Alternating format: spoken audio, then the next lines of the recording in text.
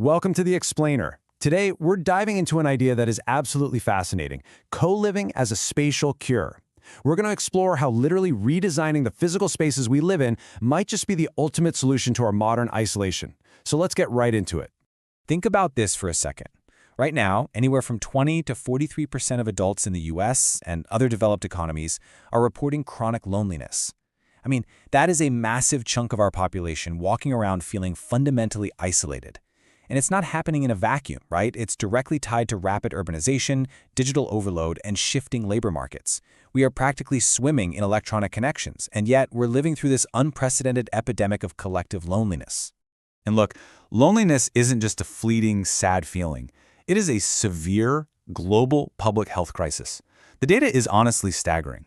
When you look at the mortality risk profile of chronic social isolation, it matches, and in some cases actually exceeds, the risks we associate with clinical obesity or heavy smoking. Prolonged loneliness literally triggers physiological responses in the body that can lead to clinical depression, anxiety, and cardiovascular disease. It's truly one of the giant evils of our time. Which brings us to this crazy modern paradox. You'd think that living packed tightly together in a bustling, high-density city would totally cure loneliness, right? But the opposite is often true. These dense urban environments actively exacerbate our relational detachment. In a lot of major cities, single-person households now make up over 50% of the population.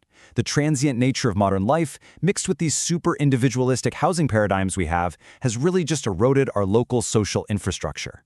We're living closer together than ever before, but we hardly even know our neighbors' names. So how do we actually fix this? Well, we turn to the architecture of connection. In the co-living movement, there's this core design pattern called caves and commons.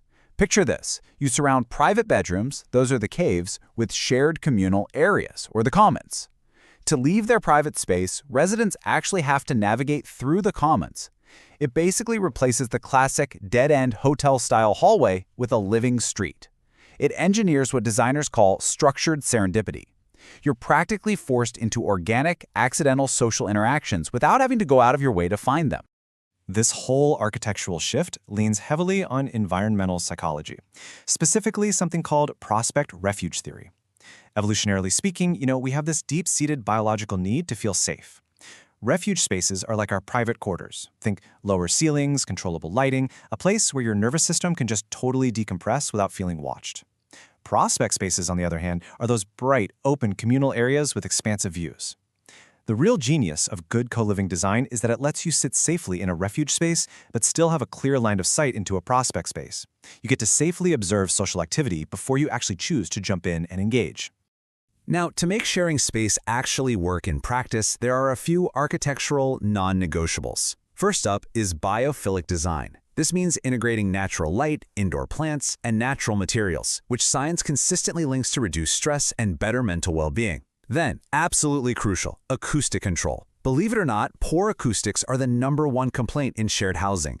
So cleverly disguised acoustic panels and sound-damping materials are essential to keep the peace. And finally, you've got buffer zones. These are strategically placed between high-traffic social spots and private sleeping quarters, just to make sure all that wonderful serendipity doesn't accidentally turn into a massive nuisance.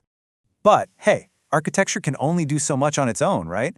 Ultimately, it's the intentional human connection that breathes life into these designs.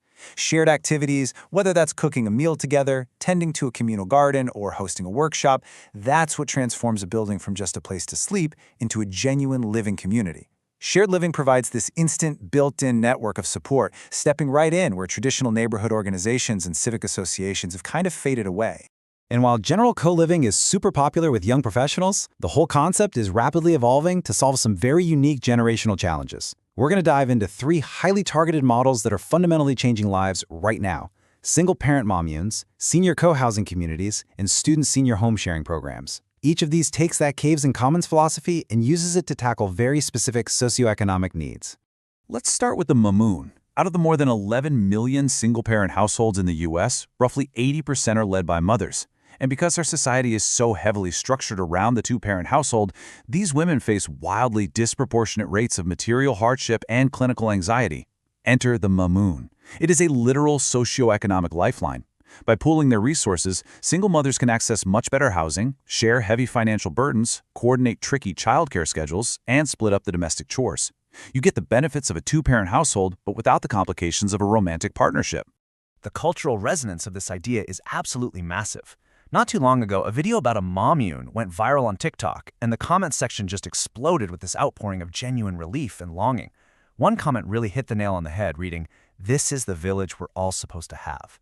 It perfectly highlights this deep, generational desire for mothering in a community setting, shifting away from that isolated nuclear family model that leaves so many parents feeling completely overwhelmed and unsupported.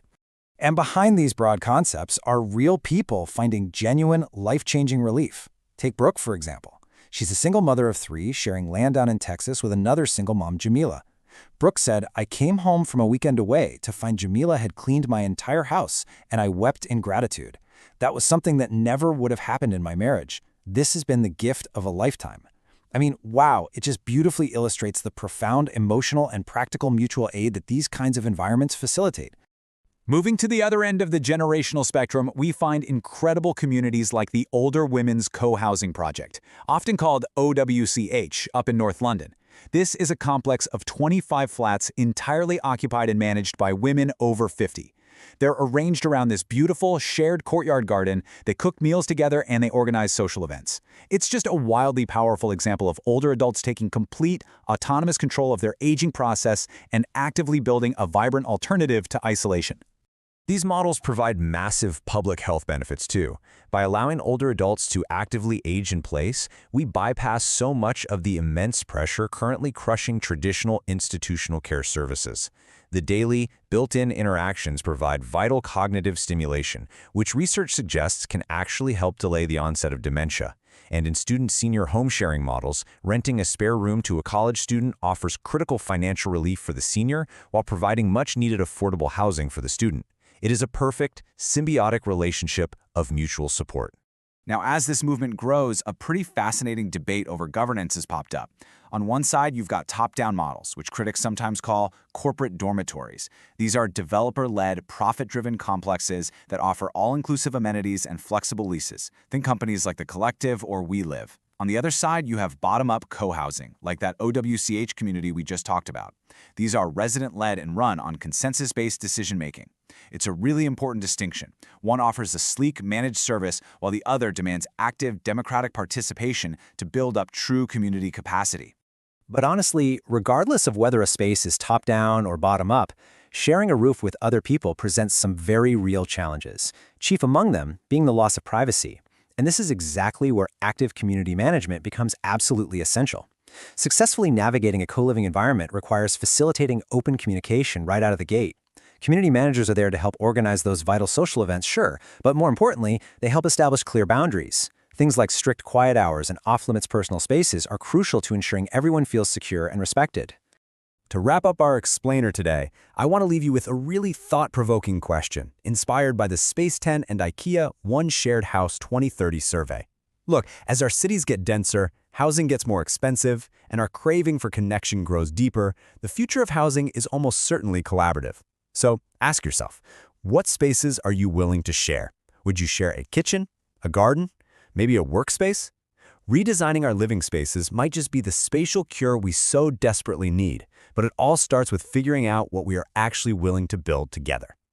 Thanks for hanging out with me on this deep dive.